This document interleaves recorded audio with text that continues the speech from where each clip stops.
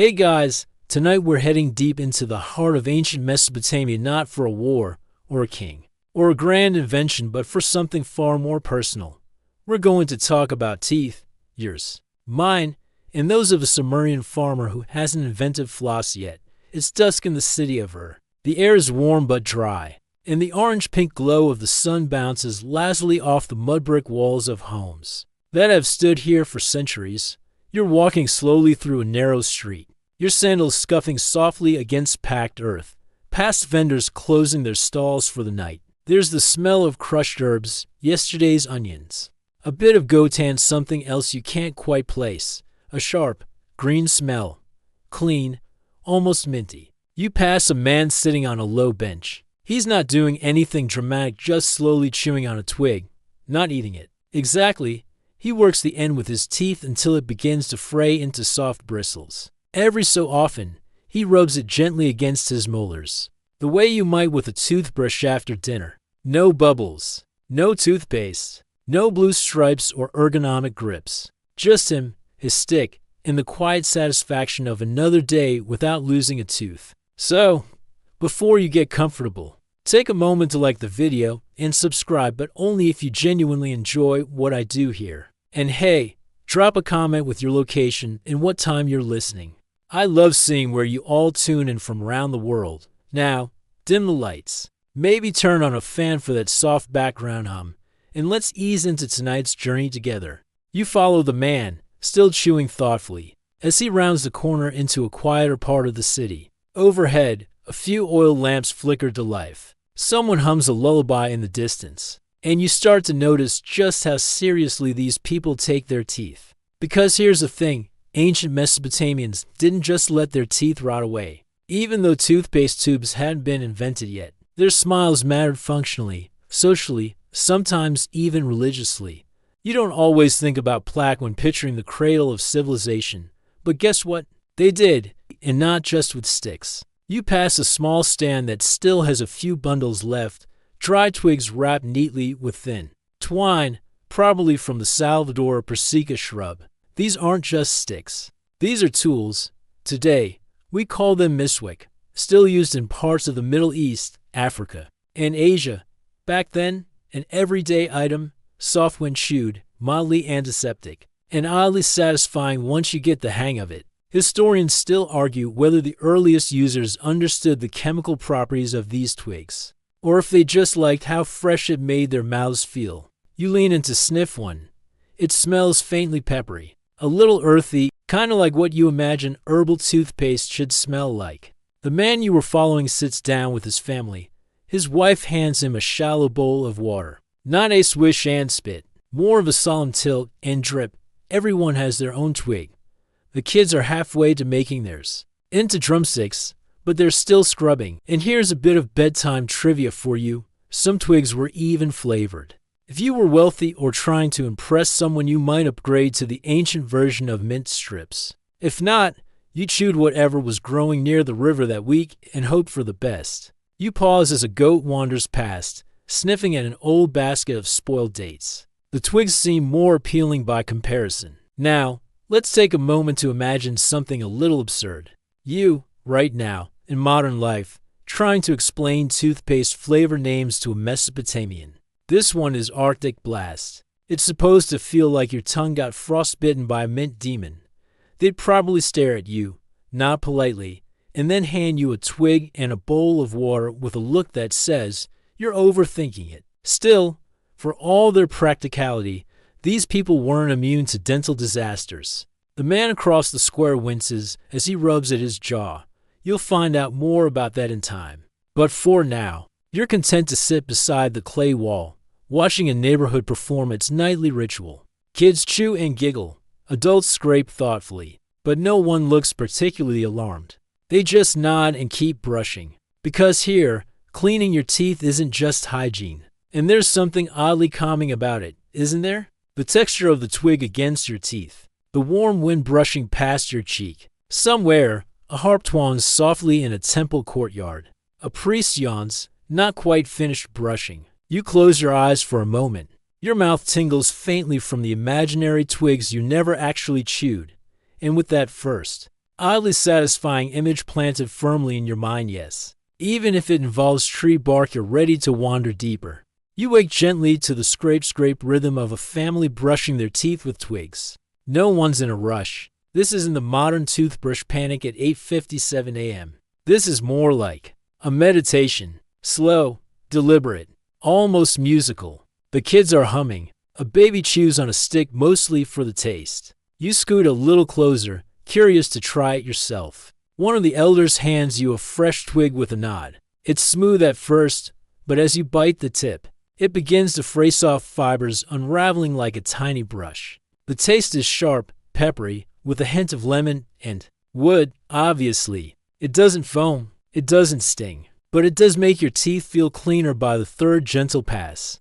Welcome to toothbrushes, 3000 BCE style. What you're holding is likely a twig from the Salvador persica, though in some cities they used olive branches or walnut twigs too. The important thing was that the plant had antibacterial oils, or at least a satisfying texture. The twig had to be thin, chewable, and preferably not poisonous. Low bar, but an important one. Historians still debate whether this was a medicinal discovery or just accidental oral fidgeting. That worked out. Did someone chew a stick to calm their nerves and realize their teeth felt cleaner afterward? Or did some temple herbalist figure it out deliberately, marking the recipe onto a palm leaf that blew away 5 minutes later? Whatever the origin, Mesopotamians took their twig cleaning seriously. Some carved tiny personal holders from bone or fired clay.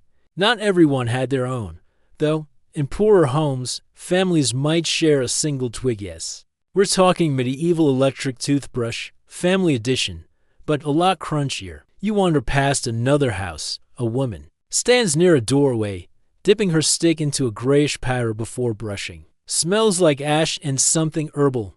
Ground fennel seed, maybe? Sometimes they'd crush bitter herbs, mix it with salt, or use dried river silt if nothing else was around. Tastes terrible. Works okay. And it definitely keeps your mouth occupied while someone else rants about barley prices.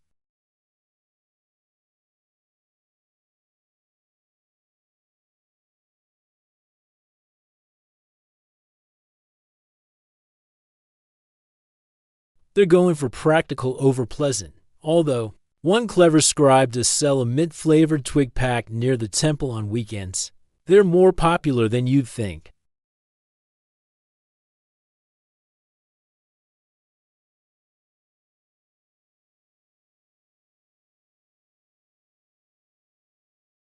No one talks much while brushing. Maybe it's considered impolite. Maybe they're just enjoying the moment.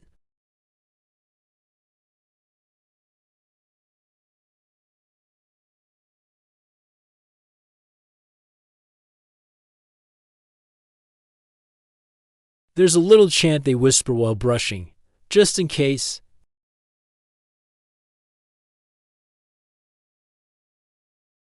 Cheerful stuff. You see a boy run past with 2 twigs in his belt like daggers. He's pretending to be a guard.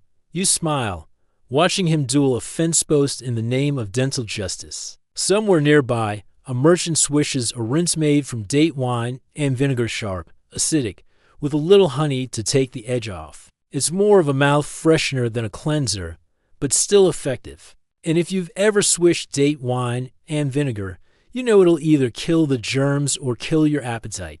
A sleepy man with a long beard brushes one last time before curling onto a mat of woven reeds. His twig rests beside his head like a prized possession. You can still smell it. Faint, minty, slightly resinous. Soothing, in a woody kind of way. And you start to realize these people had no floor mid, no dentists, no toothbrush ads with CGI germs, but they had a system. Literally, of course, not everyone agreed on how best to clean a mouth. Some healers insisted on rinses only. Others swore by scraping teeth with bronze tools, though those often did more harm than good. Scholars still argue whether the Mesopotamians ever truly brushed in our sense of the word or if it was more about massaging the gums and freshening breath. Gentle. You sit beneath a fig tree, brushing quietly, letting the distant sound of temple music drift toward you. A harp, maybe a drum, soft chanting from behind. Mud brick walls. You notice one more figure, a scribe, sitting alone with a clay tablet in his lap. He pauses, bites the end of his own twig, then begins to carve a line of cuneiform, something about the biting tree that purifies the mouth, possibly the first dental ad in history. You find yourself walking along the banks of the Euphrates, the morning mist still curling off the water's surface like a lazy serpent. The soft clink of pottery from nearby houses blends with the occasional squawk of waterfowl. You breathe in the cool, damp air and notice a cluster of date palms swaying gently in the breeze. This is where the magic begins, the birthplace of your next dental tool. Not all twigs are created equal, you soon learn. You observe a farmer carefully selecting branches from the Salvador persica, a shrub that thrives along riverbanks. It is not just any woody stick that makes a proper toothbrush substitute. It needs to have the right texture and natural antiseptic properties. Those tiny oils within the bark keep mouths fresher and teeth cleaner. The local herbalist, a weathered woman with a kind smile, beckons you closer. Each has a subtle difference. Some are softer, some harder, some bitter, some fragrant. She gestures to a small bundle tied with reed string. The prized twigs are carefully harvested, trimmed to size, and dried in the sun before being sold at the market. You notice her fingers gently peeling bark, revealing the pale wood beneath. The best twig is fibrous, but doesn't splinter, she says, her voice low and soothing. Too soft and it falls apart. Too hard and it scratches your gums. It is a balance, like all things. Interestingly, you hear that these twigs were sometimes traded over long distances. A merchant in Babylon might pay extra for twigs from the riverside shrubs near Uruk, believing they have superior cleansing power. There's a peculiar status attached to these twigs, almost like owning a luxury item today, except it's more about your mouth than your wardrobe. Historians still debate how widespread twig use actually was.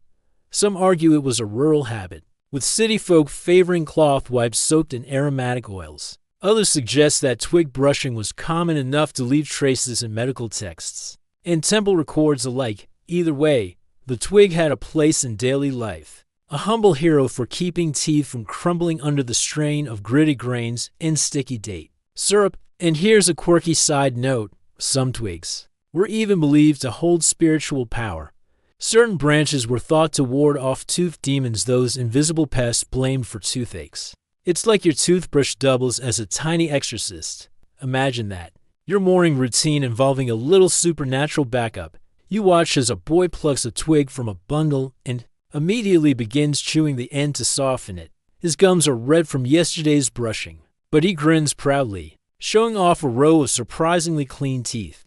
His mother tells you that children start twig brushing almost as soon as they can walk. It's a rite of passage, a daily ritual tied to health and respect. The herbalist hands you a small bundle of twigs to take with you. You tuck them into your satchel, feeling oddly comforted by the simple tools.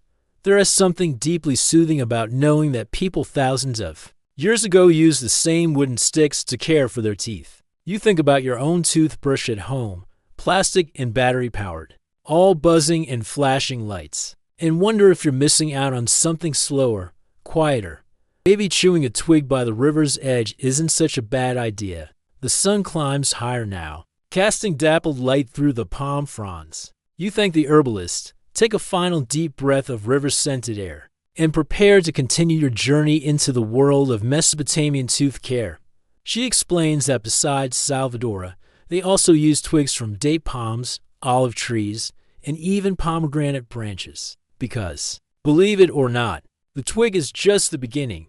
You step into the cool shadow of a small clay hut, the walls covered in faded cuneiform tablets. The air inside smells faintly of dust, resin, and something oddly medicinal. This is where ancient knowledge lies, scribbled recipes, remedies, and mysterious instructions for all kinds of ailments, including, you guessed it, tooth troubles. You watch as a scribe carefully unrolls a clay tablet and points to a section filled with tiny wedge-shaped symbols. These aren't just random scratches, they're detailed instructions on how to handle toothaches, clean teeth, and even ward off mouth demons. The tablet reads like an ancient dental manual, but with an added flair of mysticism that feels very Mesopotamian. One of the most curious recipes you spot involves a powder made from crushed mouse bones, mixed with crushed seeds and a bit of honey. Supposedly, this concoction was applied to aching teeth to soothe pain. It sounds crunchy, but hey, desperate times. Historians still argue whether this was a widespread treatment or just a quack's odd experiment. Elsewhere, you find spells and incantations meant to protect teeth from decay. One common charm calls on Ninkarik, the goddess of healing and medicine, to bless the mouth and keep the bite strong. Tooth pain wasn't just a physical problem. It was a sign the gods might be displeased. You overhear the scribe muttering about the tooth demon that gnaws inside the gums, causing pain and swelling. This idea of a supernatural parasite is surprisingly common worldwide. Even if modern science laughs it off, still, you have to admit, the image of a tiny demon munching on your molars has a certain whimsical charm at bedtime. You notice a sketch on the edge of the tablet, a crude drawing of a hand holding a twig, with arrows pointing to the teeth clearly. Tooth cleaning was important enough to make it into official records. And yet, no mention of toothbrushes as we know them, just twigs, powders, and prayers. In fact, there is an ongoing debate among scholars about how much medical knowledge Mesopotamians had, versus how much they relied on superstition. Were their remedies truly effective? Or were they just rituals meant to comfort the sick? Most likely, a bit of both. You sit quietly, tracing the cuneiform symbols with your finger, imagining the scribe who inscribed these words thousands of years ago. Maybe he, too, had a toothache and hoped his notes would help someone else someday. Maybe he rolled his own twig after finishing his work. The tablet falls silent, but its story lingers. A world where teeth were cared for with simple tools, prayers, and a pinch of curiosity. A world where a mouse bone might be your best hope for relief and where the line between medicine and magic was deliciously blurry. You tuck the tablet away in your mind and step back into the sunlight, feeling a little wiser and maybe a little more grateful for modern toothpaste. But still, there's something undeniably charming about this ancient dental drama. You stroll into a bustling Mesopotamian marketplace, the warm sun casting long shadows across the uneven stone streets. Vendors shout softly, displaying baskets brimming with dates, figs, grains, and bundles of fresh herbs. The air is thick with aromas sweet, earthy, and faintly spicy, and somewhere close, a potter's wheel hums steadily. Your eyes catch on a small stall that looks different. Instead of food or pottery, it offers bundles of thin sticks tied together with reed twine. You step closer, curious. The merchant, a middle-aged man with a graying beard and a weathered apron, smiles knowingly. "Twig brushes," he says, his voice low but cheerful, "for fresh breath and healthy teeth." He unwraps a bundle and hands you a stick. It's light, with a slightly frayed end from previous use. You chew it experimentally, feeling the familiar fibrous texture. "Best when fresh," he adds. Some say chewing stale twig is like kissing a dry riverbed. He tells you that twig brushes are a staple here, but not everyone can afford the premium kinds. The elite sometimes use twigs dipped in perfumed oils or coated with powdered herbs, while common folk might settle for plain sticks or even cloth rags soaked in aromatic water. There's a gentle humor in the way he talks about it, as if oral hygiene is both a necessity and an art form. "A clean mouth is a happy mouth," he says, tapping his own teeth. Even the gods appreciate it. You learn that chewing twigs is not just about teeth, but also about social rituals. At gatherings, sharing a twig or swapping tips on the best plants to use is common. It's a moment of connection, a slow pause in the rush of city life. Interestingly, the merchant mentions a curious law from a nearby city. If a husband neglects to maintain his teeth and develops a foul breath offense, his wife can demand compensation. A playful reminder that bad breath was taken seriously, but with a wink and a nod rather than harsh punishment. Historians still argue whether such laws were widespread or just isolated curiosities, recorded by a few scribes.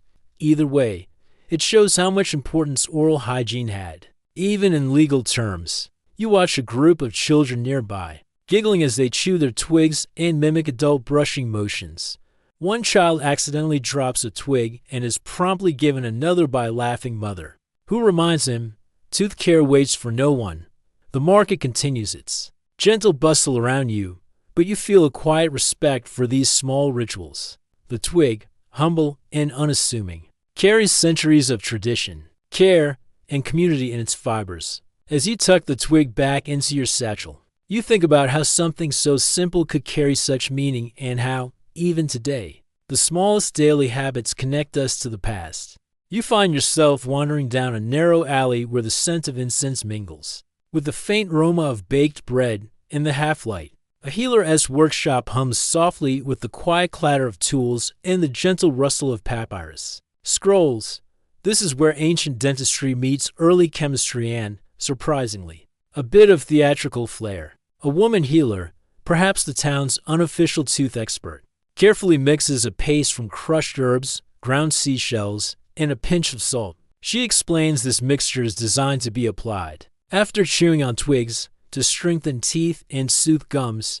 It's gritty but effective, a far cry from your modern minty gels. You watch as she rubs the paste onto a small piece of leather, which she says is then used to gently scrub the teeth. Not too hard, she cautions. Gentle pressure, like a lover's touch. You can't help but smile at the phrase. It feels oddly intimate for dental care. Historians still debate whether such pastes were widespread or reserved for the wealthy, but texts from the time describe recipes similar to this, sometimes including frankincense or myrrh for fragrance and antiseptic properties. You imagine the faint resinous smell lingering in mouths long after brushing.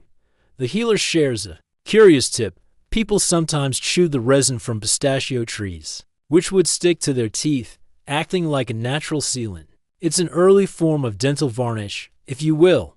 Although chewing resin might sound messy, it was believed to protect teeth from decay caused by the gritty, grain-heavy diet common in Mesopotamia. You notice a small clay pot labeled breath freshener. It contains a mix of crushed mint, cinnamon, and even a dash of crushed oyster shell. The oyster shell adds calcium, but also a surprising crunch. You chuckle softly, thinking of how that compares to your modern breath mints, probably more abrasive, but certainly more natural. Nearby, a young apprentice practices grinding herbs with a stone mortar and pestle, humming softly. She smiles when you ask if anyone ever used twigs made from mint bushes. Sometimes, she replies, but too strong, and your mouth feels like a fire pit. You watch as the healer places a twig soaked in aromatic oil into a small ceramic holder. This is a luxury, she says, for festivals or when guests arrive. You imagine guests arriving, breathing in the scent of fresh herbs and twigs, smiling over shared stories and the universal relief of a clean mouth. The whole scene feels both familiar and distant, a gentle blend of science and ritual, practicality and poetry. You think about how many people have sat right here, chewing twigs and preparing pastes, all in the hope of a healthier smile. Outside, the afternoon sun filters through the woven palm fronds, casting dappled shadows on the dusty floor. You breathe in the faint herbal scent, feeling a quiet contentment. Tooth care, it seems, was never just about health. It was a daily act of care, connection, and even a little bit of style. And somewhere deep down, you realize that maybe the slow, mindful process of chewing, mixing, and rubbing is what made it all stick in your teeth and in your memory.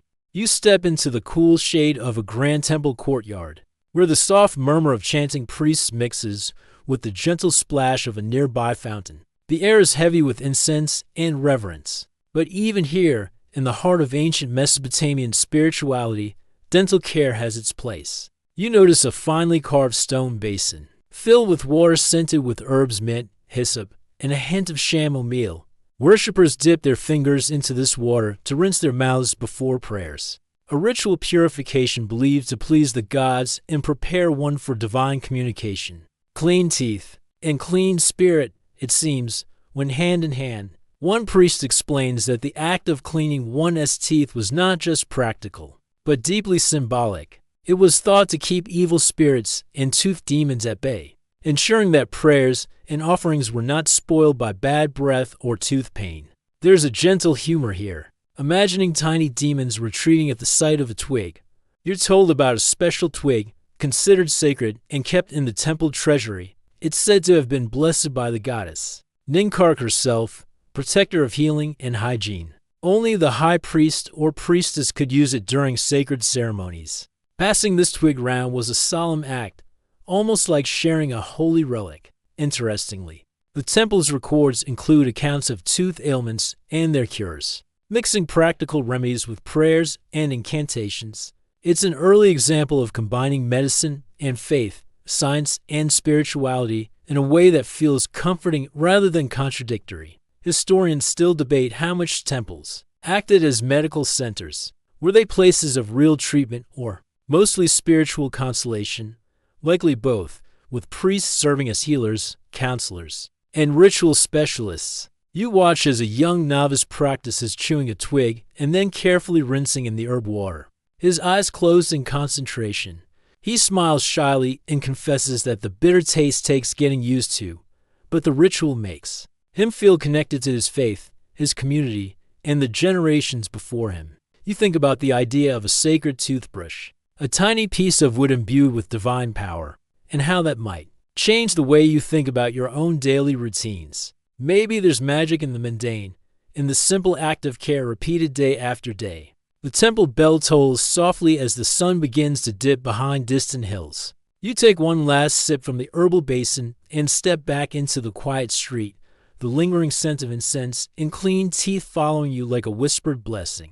It's clear, in ancient Mesopotamia, caring for your teeth was more than hygiene. It was a ritual, a connection, and a kind of gentle magic woven into everyday life. You walk through a quiet village on the outskirts of a vast Mesopotamian plain, where the dust settles softly on reed-thatched roofs and children's laughter drifts lazily through the warm air. Here, life moves at a gentler pace, and tooth care blends seamlessly into daily routines. You watch a family gathered near a fire pit, preparing a simple meal of barley bread and lentil stew. Beside them, an elderly woman pulls out a small bundle of twigs, worn soft from years of use. She hands one to a young girl, who immediately begins chewing the end with quiet determination. You notice the woman carefully showing the girl how to gently scrub her teeth, reminding her not to be too harsh after all. Those gums need love, not punishment. The girl giggles, her mouth slightly frothy from the twig's fibers, but she looks proud, practicing the same ritual her mother once taught her. It's a moment filled with warmth and tradition, passed down like a cherished secret. The twig is more than a tool. It's a thread connecting generations, a symbol of care and belonging. You learn that in these rural areas, tooth care also included rinsing the mouth with salty water or infusions, made from local herbs like mint, thyme, and chamomile. Sometimes, children would chew on wild fennel seeds after meals to freshen breath and natural breath mint. Long before mints were a thing, historians still debate how widespread these herbal rinses were, and whether they offered real antibacterial benefits or were mainly for taste and comfort. Either way, they speak to a gentle, sensory approach to oral hygiene, smelling good, feeling fresh, and soothing the gums. The elderly woman laughs softly. When you ask if anyone here used charcoal for teeth whitening, some tried it, she says. But it's like rubbing dirt into your teeth. Not the brightest idea. You notice a small pile of discarded twigs near the fire pit, some gnawed down to stubs, others neatly snapped off. It's a reminder that this practice was everyday, ordinary, but never quite boring. As the sun dips lower, casting a golden glow over the dusty village, you feel a quiet peace settle over the scene. There's something deeply soothing about this slow rhythm of care. This passing of twigs and traditions like a gentle lullaby. You tuck this memory away, a snapshot of simple kindness and timeless care before continuing on your journey through the world of ancient Mesopotamian dental rituals. You find yourself inside a dimly lit workshop, the scent of fresh cut wood and resin filling the air. Around you, artisans carefully carve slender twigs into delicate shapes, some adding grooves or tiny bristles made from palm fibers. These are the early ancestors of toothbrushes, crafted not only for function, but for subtle elegance. The master craftsman proudly shows you his latest creations, twigs made from willow, olive, and even the fragrant cedar tree. Each type of wood is believed to offer different benefits: willow for its natural antiseptic qualities, olive for its gentle touch, and cedar for its pleasant aroma. The artisans have learned through trial, error, and a bit of ancient wisdom which twigs work best for freshening breath and cleaning teeth. You gently handle a twig with a finely frayed end, imagining the careful craftsmanship that went into shaping this tiny tool.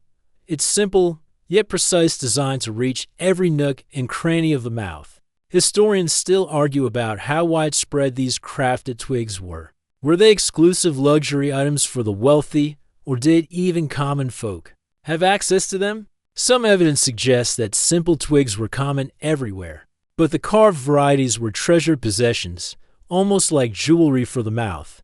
A curious fact emerges: the craftsmen sometimes embedded small amounts of crushed charcoal into the twigs, believing it would whiten teeth over time. It's an early form of toothpaste, if you will, with a mild abrasive that, while effective, must have made for an interesting texture. You chuckle softly, imagining how it must have felt clean, yes, but probably gritty and a bit smoky tasting. Not exactly your mini fresh mouthwash, but certainly effective enough. The craftsman tells you about a recent commission, a set of twigs for the local governor, complete with decorative ivory handles and an inscription blessing the user with good health. It's a reminder that dental care could be a symbol of status as much as hygiene. As you leave the workshop, you think about the care and pride poured into these little wooden tools, and how, even thousands of years ago, people understood that small details matter. A lesson still true today. Whether you're crafting a twig brush or just brushing your teeth before bed, the artisans continue their work as the afternoon light fades, their rhythmic carving blending into the gentle hum of the city's evening sounds. You drift into the quiet evening streets of an ancient Mesopotamian town, where the day's heat gives way to a cool breeze carrying the faint scent of baked clay and ripened dates. Here, in the soft glow of oil lamps, you observe the nightly routines that wrap up the day, including one particularly personal habit: dental care before sleep. Families gather in their dimly lit homes, some seated around low tables, others reclining on woven mats. The faint sound of chewing twigs punctuates the calm and gentle rhythm, like a slow heartbeat sensing with the settling night. You notice a mother carefully demonstrating the technique to her young son: how to hold the twig just so, how to chew lightly until the fibers fray into a soft brush, and then how to sweep the teeth in gentle, circular motions. Not too hard, she reminds him softly, or the gums get shy.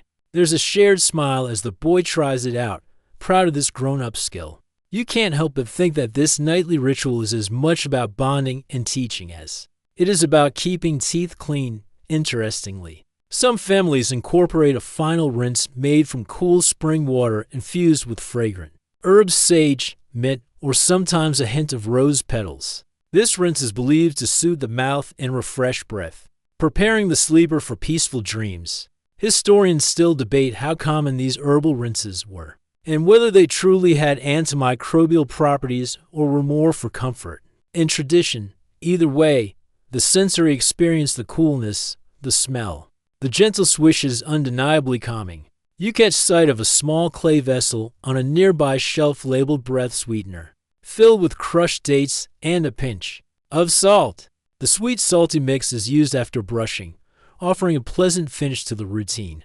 The quiet hum of the household feels like a soft lullaby, the repeated, soothing motions of chewing and rinsing blending into the ambient sounds of a Mesopotamian night. The distant barking of dogs, the rustle of palm fronds, the murmur of neighbors settling down. You imagine this gentle, slow-paced routine has soothed countless mouths and minds across millennia, a calming end to busy days filled with toil, trade, and talk. As you settle back, your own teeth feeling a little cleaner just from the thought of it, you realize that these small rituals, repeated in homes far away and long ago, carry a timeless comfort, a reminder that care and calm can be found even in the simplest acts. You wander into the quiet, dusty rooms of a scribe's house, where scrolls and clay tablets clutter the shelves and a faint scent of reed ink lingers in the air. Here, among the written records and careful notations, You glimpse the earliest attempts to document dental care, the curious blend of observation, advice, and a touch of superstition. A young scribe is bent over a tablet, carefully inscribing a list of herbal remedies for toothaches and gum soreness. You watch as he dips his reed stylus into a pot of ink, then presses it into the soft clay with deliberate care. These notes are part medical guide, part home remedy recipe book. He explains that scribes often copied earlier texts describing various plants and their uses, from the antiseptic qualities of willow bark to the soothing effects of licorice root. Some tablets even include instructions for making simple twigs into toothbrushes by fraying their ends with a small knife. Interestingly, the scribe shares that tooth pain was sometimes attributed to tiny toothworms, invisible creatures believed to bore holes into teeth. This idea persisted in many ancient cultures, and while it might seem strange now, it reflected early attempts to explain the mystery of dental decay. Historians still debate how seriously these toothworm theories were taken and whether they influenced actual treatments or were mostly metaphorical. Regardless, they offer a fascinating glimpse into the human desire to understand and control pain. The scribe chuckles softly when you ask if there were any instructions about proper chewing technique. Not really, he admits. Most advice focused on which twigs to use or what herbs to chew, but rarely on how hard or soft. You notice a clay tablet with a list of good and bad foods for teeth. Sweet dates are favored, while overly sour or salty foods are cautioned against. This dietary wisdom complements the twig brushing, showing an early holistic approach to oral health.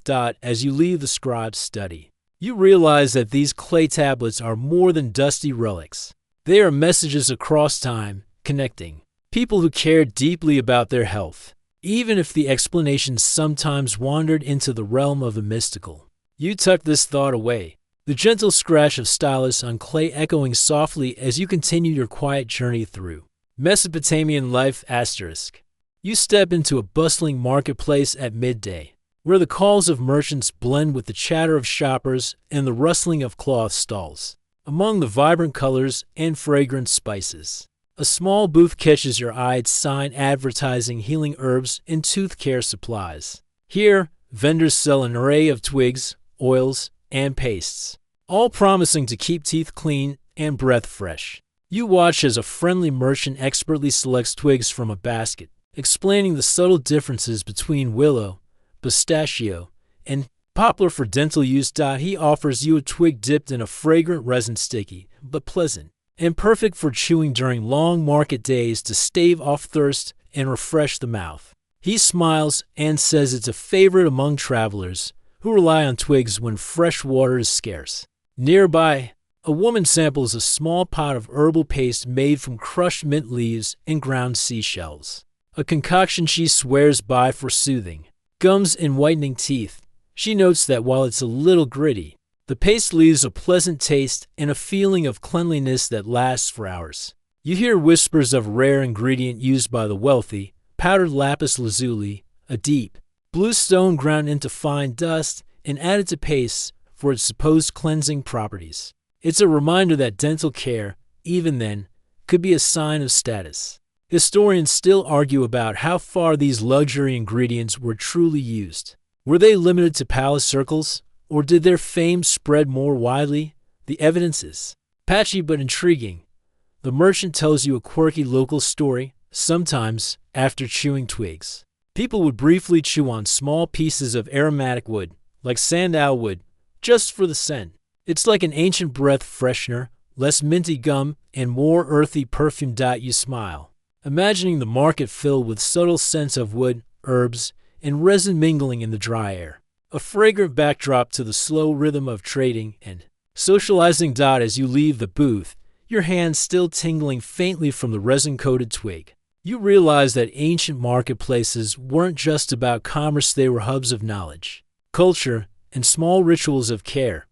The sun beats gently overhead as the market hums with life, a vibrant reminder that dental care was woven into the fabric of daily life. From humble stalls to royal courts, you stroll through the serene courtyards of a Mesopotamian palace, where the air carries the faint scent of baked bricks and freshly cut reeds. Here, dental care takes on a more refined form, mingling with luxury and status. You watch a royal attendant preparing a special oral hygiene kit for the queen, a finely carved box containing polished wooden twigs, small pots of scented oils, and delicate brushes made from the soft hairs of local animals. These tools are not just practical, they're carefully chosen symbols of refinement and care. The attendant explains that the queen's twigs are often soaked in fragrant oils infused with myrrh and frankincense, prized for their pleasant aroma and mild antiseptic properties. The ritual of cleaning her teeth is slow and deliberate, part of a wider routine of personal grooming designed to soothe and relax before sleep.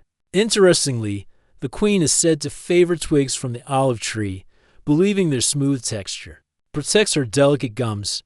You imagine the ritual, the gentle chewing, the soft brushing, the fragrant oils swirling in her mouth like a calm, cleansing balm. Historians still debate how much access common people had to such luxury items, or whether royal grooming habits influenced broader practices. Some suggest that nobles set trends that slowly filtered down through the social strata. A curious palace record mentions the queen's occasional use of a powdered mixture, made from crushed pearls and ground herbs, applied after brushing to whiten and brighten her smile. It sounds like a beauty treatment as much as dental care. You catch a faint smile as the attendant recounts a light-hearted palace tale. The queen once scolded a courtier for neglecting his dental twigs, warning that bad breath was an insult worse than a poorly penned poem. It's a reminder that even centuries ago, fresh breath was a valued social currency. As the sun sets behind high walls, casting long shadows over the palace gardens, you leave this glimpse of royal care behind, feeling the softness of the moment. Linger a quiet harmony between health, ritual, and gentle luxury. The world outside awaits. But for now, you carry with you a touch of that serene palace calm, the kind only a well-brushed smile can bring. You find yourself in a quiet schoolroom, filled with eager students, their voices hushed as they carefully copy cuneiform tablets under the watchful eye of their teacher. Among the lessons on math and literature, you notice an unexpected topic: dental hygiene. The teacher gently explains to the children the importance of caring for their teeth, recounting stories from ancient texts about the use of chewing twigs and herbal rinses. You watch as the children pass around bundles of willow twigs, learning how to fray the ends just right. There's a sense of ritual in this education, not just facts, but a passing down of tradition and care. The teacher jokes softly that chewing too hard might scare the teeth away, eliciting a ripple of giggles. Interestingly, some ancient schools even had official tooth care days, where students practiced cleaning their teeth together, turning hygiene into a shared, almost festive event. It's a glimpse of community and care woven into everyday life. Historians still debate how widespread formal dental education was, but these stories suggest that even children were gently encouraged to care for their mouths, blending instruction with affection. You hear about a peculiar punishment for neglecting tooth care. Some children had to wear a small wooden tooth guard to remind them to chew their twigs properly, an odd but charming form of gentle correction. The lesson wins down with a shared rinse of herbal water, the cool liquid refreshing and fragrant, softening the edges of a long school day. You imagine the children carrying these habits forward, a quiet legacy of clean teeth and tender care. As you step back into the afternoon light, you feel the warmth of learning and tradition, how even small acts of daily care were woven into the fabric of community, education, and childhood. It's a soft reminder that history is full of these gentle moments, passed from one generation to the next. Like a quiet lullaby for the future. The sun dips low over the sprawling plains as you walk through the quiet outskirts of an ancient Mesopotamian town. The air cool and soft with evening's approach. The day's hustle has faded to a gentle murmur, and your thoughts turn to the final moments of daily care, the closing chapter of the teeth cleaning story. You find a family gathered around a low table, their faces calm and content as they prepare for rest. Each member picks up a twig, worn and softened by years of use, and begins the familiar ritual. You watch the slow, gentle motions, the subtle chewing, The tender scrubbing as if the very act of cleaning teeth helps to wash away the day's worries. This final scene is a quiet celebration of routine and care, of small acts that carry profound meaning. The twigs are more than tools. They are companions in the journey from wakefulness to sleep, soothing gums and minds alike. You notice how this ritual blends seamlessly with other evening customs: the shared meal, the whispered prayers, the soft glow of oil lamps flickering in the dusk. It's a reminder that health and harmony were inseparable in this ancient world. Historians still argue about how consistent these practices were across different classes and regions, but what remains clear is the gentle persistence of care, the enduring human desire to feel clean, comforted, and ready for rest. As you close your eyes and breathe in the calm of this ancient night, you feel connected to those quiet moments. The soft sound of twig fibers brushing teeth mingling with the slow rhythm of a world settling into sleep. The day's cares melt away as the twilight deepens. You sink into stillness, the memory of wooden twigs and fragrant herbs a gentle echo in your mind. Imagine the soft rustle of fibers brushing against teeth, the cool whisper of herbal rinses sliding over gums, and the comforting warmth of firelight flickering softly on walls. Allow the calm, repetitive motions to lull you into a peaceful state, where worries drift away like dust on a slow breeze. In this quiet space, you are part of an ancient ritual that transcends time, simple, soothing, and steady. Let your breath slow, matching the gentle rhythm of that distant world. Feel your muscles relax, your thoughts grow soft, and your mind float toward rest. The wisdom of thousands of years hums quietly in the background, a lullaby from a time when care was a slow, tender act. Now, as your eyes close and sleep embraces, you carry with you the gentle history of twigs and tender mouths, a story whispered softly into the night. Asterisk.